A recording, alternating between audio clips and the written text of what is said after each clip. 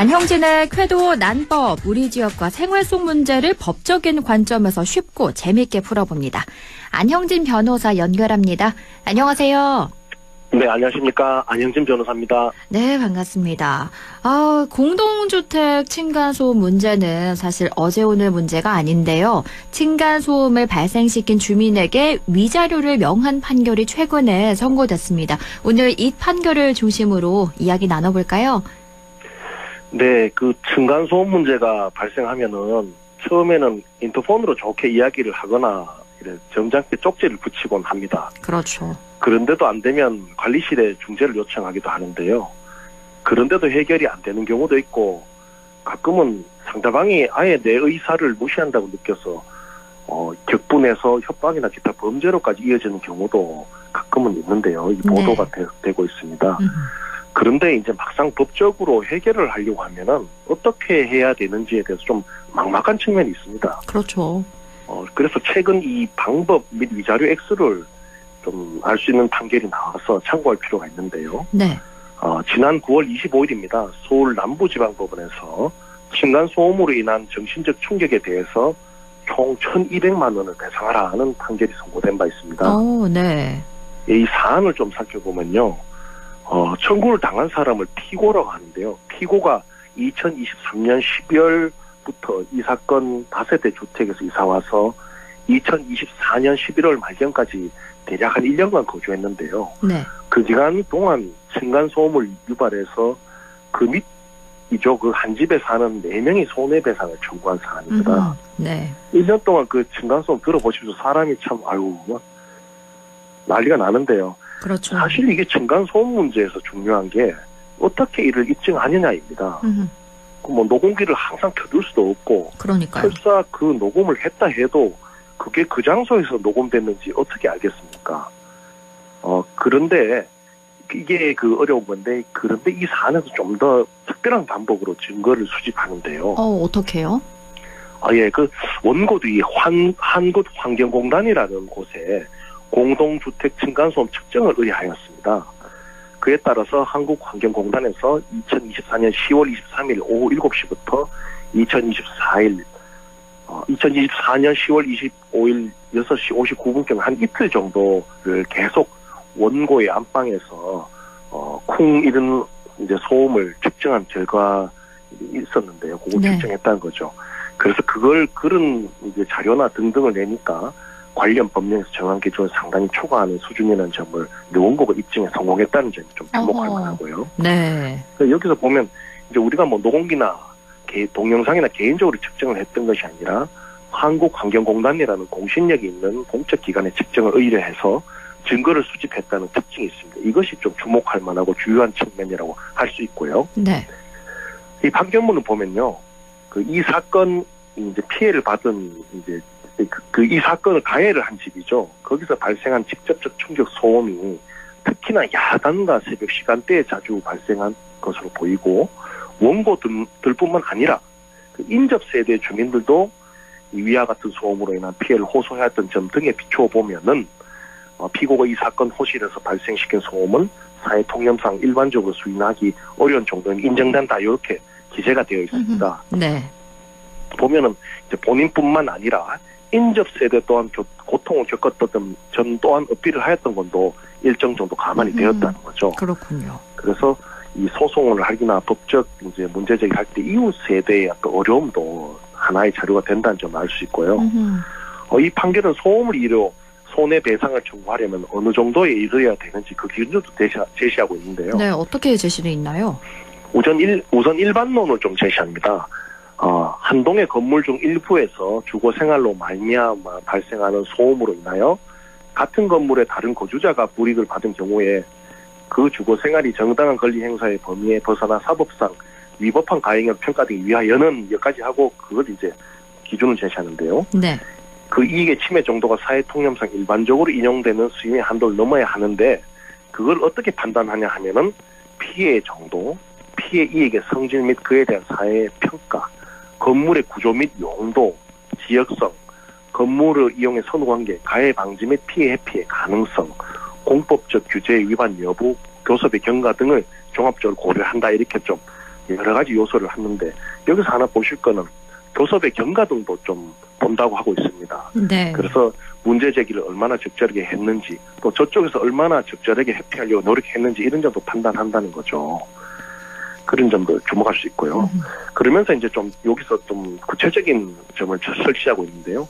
소음 진동 관리법 제21조의 2 제1항 3항의 위임에 따라 국토부령으로 제정돼 시행된 공동주택 층간소음의 범위와 기준되는 규칙 3조 별표는 이제 기준이 된다고 하고 있고 이게 층간소음의 기준에 관하여 정하고 있는데 공동주택에서 발생한 층간소음이 수인 한도를 넘는지 여부를 판단에 있어서 위와 같은 기준을 참고할 수 있다라고 이제 진동관리법상 규정을 분명히 적시하고 있다는 점에서 우리가 앞으로 이런 게 정말 견딜 수 있는 정도냐 아니냐를 판단할 때 중요한 근거로서 소음 진동관리법의 규정도 있다. 이 점을 분명히 설치해서 의미가 있다고 볼 수 있습니다. 네.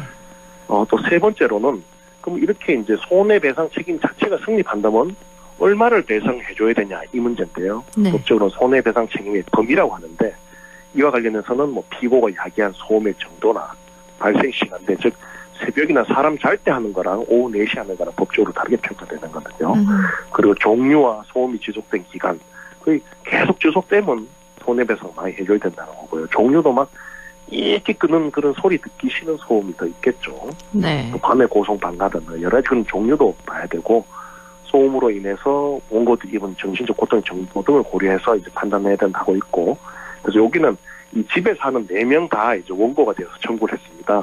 그래서 한 사람에게 이 정도 겪었으면 한 300만 원은 정신적 고통에 대한 위자료로 배상해줘야 된다. 이렇게 판결을 한 것인데요. 사실 층간소음 문제의 특징은 이게 뭐 한 번만 그러고 하면 층간소음 문제 자체가 아니겠죠. 그렇겠죠. 거의 다 대부분이 장기간 계속된다는 특성이 있고 또 심하다는 그 문제가 있어서 결국 뭐 민형사상 소송까지 가게 되는 것인데요. 이 경우에 4인 가족들 기준으로 고통을 받았다면은 대략 한 1,000만 원 내외의 위자료가 나올 수 있다는 점을 좀 알 수 있고요. 네. 이 점을 감안해서 위층에서 좀 항의받고 하면은 성실히 매트를 깐다든지 밤에 좀 소리를 덜 지른다든지 또 식탁 같은데 밑에 뭐 여러 가지 이제 소음을 방지할 수 있어야 해야 된다. 이런 걸 해야 된다는 점을 알 수 네. 있는 거죠. 위자료가 어마어마해요. 1인당 300만 원이니까 총 1,200만 원을 배상해야 한다니까. 이걸 그렇죠. 빨리빨리 방지 조치를 미리미리 취해야 되겠구나. 이런 걸 느끼시는 분들도 또 많지 않을까 싶어요. 그래서 이게 뭐 이웃 간에 소음 좀 줬다고 뭐 몇십만 원 나오겠네 이렇게 좀 부주의하게 생각하는 경우가 사실 많습니다. 한 소리 듣고 말지 난 모른다 이렇게 하는데 그게 이런 경우에서도 1,200만 원을 배상하라 그러니까 피고가 평소에 막 이른바 뭐 배째라 이런 식으로 했겠죠. 깜짝 놀래버렸던 거죠. 네. 참 이 깜짝 놀래가 이 벌을 받은 셈이고요. 이 점을 좀 감안해서 층간 소음에 대해서는 좀 더 진지하게 성실히 대응할 필요가 있다는 점 알 수 있고요. 또 하나는 그렇습니다. 이게 층간 소음에서 정말 당하면 정말 힘들거든요. 그렇죠. 저도 이래 서울에서 오피스텔도 살아보고 하는데 이 당해보면 사람이 막 정말 이제 정신이 이래 어리해집니다. 그 정도로 네. 고통스러워지는데요. 그래서 피해 당한 측에서 격분해서 여러 가지 행동을 하다가 오히려 가해자로 몰리는 경우가 있습니다. 뭐냐면요. 스토킹과 관련된 건데요. 네. 아이고 층간 소음하고 스토킹이 뭐 무슨 관계래요? 이렇게 좀 궁금증을 표하시는 분들도 네, 많을 겁니다.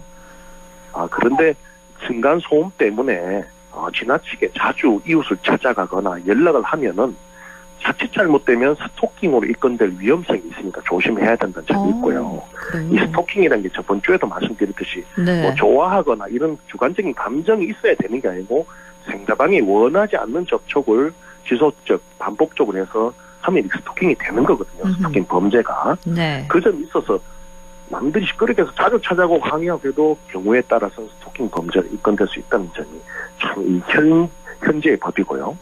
그러면 이런 게 예. 이런 게 발생하면 직접 찾아가면 안 되는 거네요. 직접 찾아가는 건 되는데 지속적 반복적으로 했을 때는 스토킹 범죄로 오히려 역공을 당할 우려가 있다는 점이 있습니다. 네, 그래서 그렇군요. 적절한 한두 번 정도 얘기를 하고 안 되면요. 한두 번 얘기해서 안 되는 사람들은 10번 얘기해도 안 됩니다. 그렇죠. 그럼 한두 번 하고 안 되면 그때는 추후 조치를 취해야 되고 자꾸 찾아가면 오히려 뭐 말도 안 들을 뿐만 아니라 저 사람이 오히려 피해자로서 스토킹 고소를 할 수 있으니까 유의해야 된다는 점이고요. 네. 참 가끔은 하도 썽이 나니까 윗집에서 소리가 나니까 아랫집에서도 막 쿵쿵쿵쿵 계속 두드리고 이런 경우도 있습니다. 네. 지속적 반복적으로요.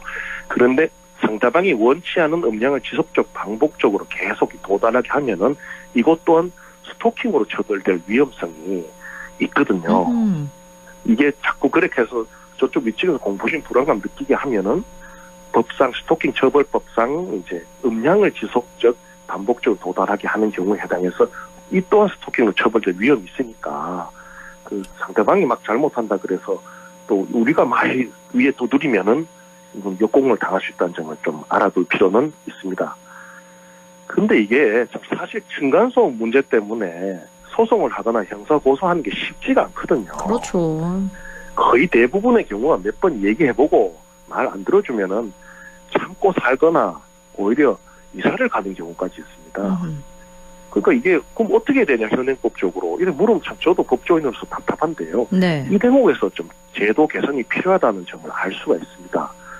층간소음의 경우에는 예를 들어서 법적인 조정 권한 내지 강제적인 행정명령, 예를 들면 과태료가 되겠죠. 네. 그걸 내릴 수 있는 공적 시스템을 신설해가지고 좀 손쉽고 신속하게 해결할 수 있도록 해야 된다는 건데요. 뭐 예를 들면 동네 행정복지센터나 시군청에 독립된 위원회를 설립해서 강제적인 조정 내지 과태료 명령 권한을 부여하고 만약 이에 대해서 가해자가 불복하면 법원 등의 이의 심판을 청구할 수 있는 제도를 새로 좀 마련하는 걸 적극적으로 검토해봐야 된다는 거고요. 네. 이 층간소음에 대해서 지금 피해자 입장에서 할 수 있는 게 별로 사실은 없습니다. 저도 그렇죠. 이런 상담 많이 하다 보면은 뭐 소송을 하려고 하니까 배보보다 배꼽이 크고 뭐 이래서 참고 사는 경우에서 저도 참 답답한데요. 피해자 입장에서 실효적이고 접근이 참 용이한 구제제도 신설이 필요한 점을 꼭 지적하고 싶고요. 네. 그래서 오늘 말씀을 정리하자면요. 이제 층간소음 나 몰라라 하고 이렇게 계속 이렇게 피해주면은 경우에 따라서는 1,000만 원이 넘는 위자료를 아랫집에 물어줄 수 있는 위험성이 있다는 점을 유의할 필요가 있고요. 정소송으로 갈 경우에는 환경공단 등 공적인 기관의 소음 측정을 의뢰해서 믿을 만한 증거를 수집하는 것이 한 방법이고요. 또 층간소음에 항의한다는 명분으로 자꾸 찾아가거나 뭐 쪽지를 붙이는 이러는 경우 그리고 오히려 계속 반격해서 음향을 계속 보낸다 둥둥둥 두드리고 하면은 오히려 스토킹 범죄로 입건되어서 곤욕을 치를 수 있는 위험성이 있다 이 점이고요.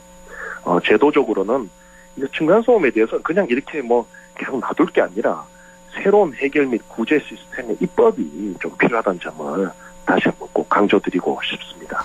네, 이렇게 층간소음을 발생시킨 주민에게 위자료를 명한 판결이 최근에 선고됐는데요. 오늘 이 판결을 중심으로 층간소음과 관련한 법률 문제 다뤄봤습니다. 지금까지 안형진 변호사와 함께했습니다. 고맙습니다. 감사합니다.